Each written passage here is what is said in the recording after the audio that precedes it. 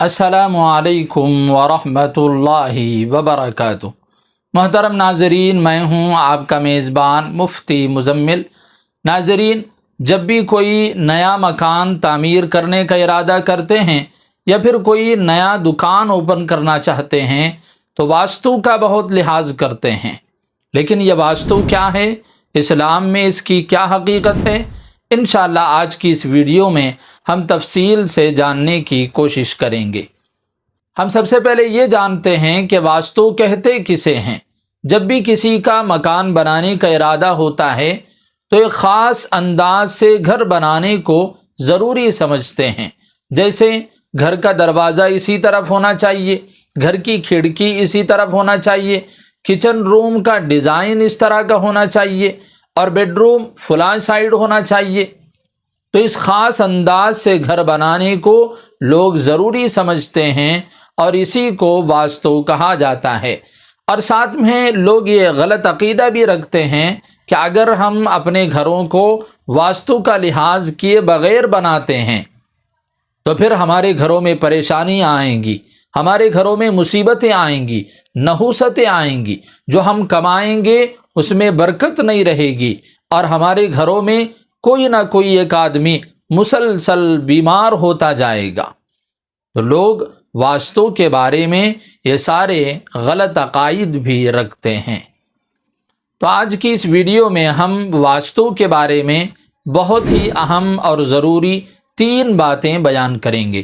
پہلی بات یہ ہے کہ اسلام میں واستو کی کوئی حقیقت نہیں ہے۔ اسلام کا منشا یہ ہے کہ ہم گھر اپنی سہولت اور اپنی ضرورت کے مطابق بنائیں۔ ہمیں جیسی سہولت ہو، ہمیں جیسی ضرورت ہو، ہم ویسا گھر بنائیں۔ ہم سوچیں کہ گھر کا دروازہ کس طرف ہو تو ہمیں زیادہ سہولت ہوگی، کچن روم کا ڈیزائن کس طرح ہو تو ہمیں زیادہ اچھا لگے گا، بیڈ روم کیسے ہونا چاہیے اور کہاں ہونا چاہیے، اس سے ہمیں کیا سہولت ہوگی، ہمیں کیا فائدہ ہوگا۔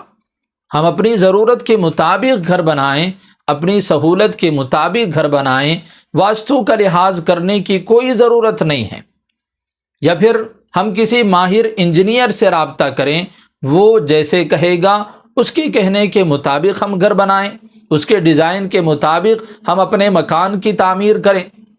تو واستو کا لحاظ کرنے کی کوئی ضرورت نہیں ہے، اور پھر کسی بابا سے یا عامل سے مشورہ بھی کرنے کی ضرورت نہیں ہے۔ ہم اپنی سہولت کے مطابق گھر کی تعمیر کریں۔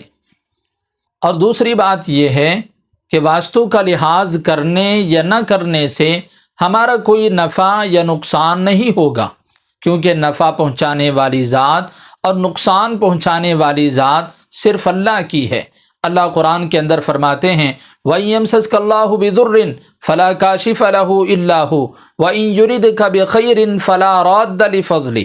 کہ اللہ تبارک و تعالی اگر تمہیں کسی پریشانی میں ڈال دیں، کسی آزمائش میں مبتلا کر دیں، تو اللہ کے علاوہ کوئی تمہیں اس پریشانی سے نہیں نکال سکتا۔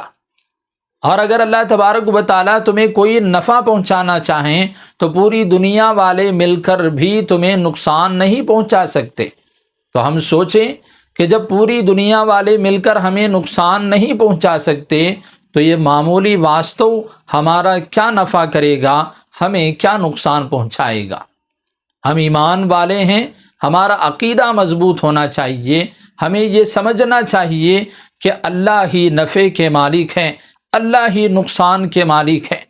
واستو کے پیچھے پڑنے سے ہمارا کوئی نفع نہیں ہوگا، لیکن ایک بڑا نقصان یہ ہوگا کہ ہمارا ایمان برباد ہو جائے گا۔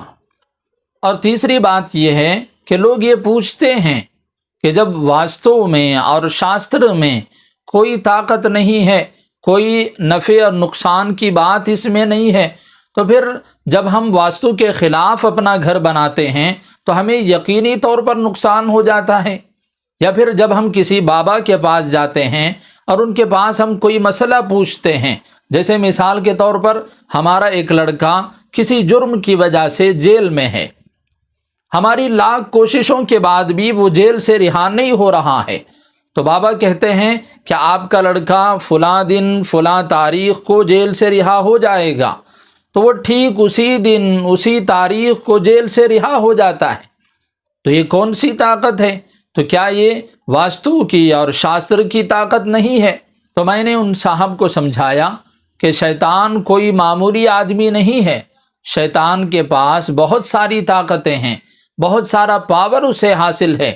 آپ کے ایمان کو برباد کرنے کے لیے وہ کسی بھی حد تک جا سکتا ہے، کسی بھی طرح کا حربہ استعمال کر سکتا ہے، کسی بھی طرح کی طاقت آزما سکتا ہے۔ اور اللہ تبارک و تعالیٰ کے ساتھ ہم جیسا عقیدہ رکھیں گے، اللہ کی طرف سے فیصلے بھی ویسے ہی اتریں گے۔ اگر ہمارا عقیدہ ایسا ہے کہ اگر ہم اللہ تبارک و تعالیٰ کے سامنے اپنی پریشانیاں رکھیں گے تو اللہ تبارک و تعالیٰ ہماری پریشانیاں دور کر دیں گے، تو یقیناً آپ کی پریشانیاں دور ہوں گی۔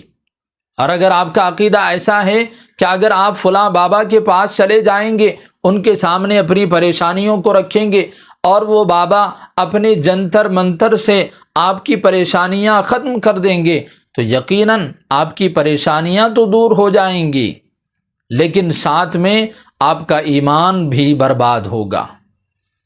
تو ہم جیسا عقیدہ اللہ کے ساتھ رکھتے ہیں، اللہ کی طرف سے فیصلے بھی ویسے ہی اتریں گے۔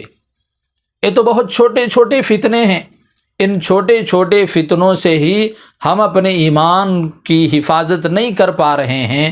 ابھی ہمارے سامنے بڑے بڑے فتنے آنے والے ہیں، ہم اس وقت اپنے ایمان کی کیا حفاظت کریں گے؟ اللہ کے نبی صلی اللہ علیہ وسلم نے فرمایا کہ قیامت کے قریب جب دجال دنیا میں آئے گا تو وہ قریے دیہات کے لوگوں کے پاس جائے گا اور ان سے کہے گا کہ میں ہی تمہارا خدا ہوں، تم مجھ پر ایمان لے کر آؤ۔ تو لوگ انکار کرنے لگیں گے، تو دجال کہے گا کہ اگر میں تمہارے مرے ہوئے ماں باپ کو زندہ کر دوں تو کیا تم مجھ پر ایمان لے کر آؤ گے؟ تو لوگ کہیں گے کہ ہاں ایمان لے کر آئیں گے۔ تو دجال اپنے ساتھ رہنے والے شیاطین کو ان کے ماں باپ کی صورت میں بدل کر ان لوگوں کے سامنے پیش کر دے گا، اور وہ بیچارے دیہاتی ان کے ماں باپ ہی سمجھ کر دجال پر ایمان لے کر آئیں گے۔ تو ناظرین، ہم ان بڑے بڑے فتنوں کا کیا مقابلہ کر پائیں گے؟ ہم اپنے ایمان کو مضبوط کریں اور ان چھوٹے چھوٹے فتنوں سے مقابلہ کرنے کی عادت ڈالیں، اپنے ایمان کو محفوظ رکھیں تاکہ آگے آنے والے بڑے فتنوں سے ہم بآسانی مقابلہ کر سکیں۔ اگر آپ کو یہ ویڈیو اچھی لگی تو آپ لائک کریں، شیئر کریں، سبسکرائب کریں۔ اس طرح کی اور بھی ویڈیوز دیکھنے کے لیے ہمارے چینل سے جڑے رہیں۔ خدا حافظ۔ السلام علیکم ورحمۃ اللہ وبرکاتہ۔